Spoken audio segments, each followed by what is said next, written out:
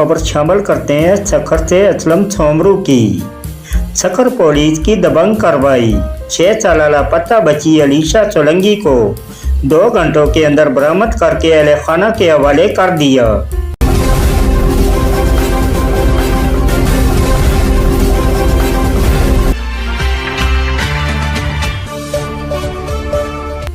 Sukkur police ने SHO 20 section Mansoor अतार की सरबराही में बरवक्त कार्रवाई करके शहर शाही बाजार से लापता होने वाली बच्ची अलीशा को बाहिफाजत बरामद करके वर्षा के हवाले कर दिया।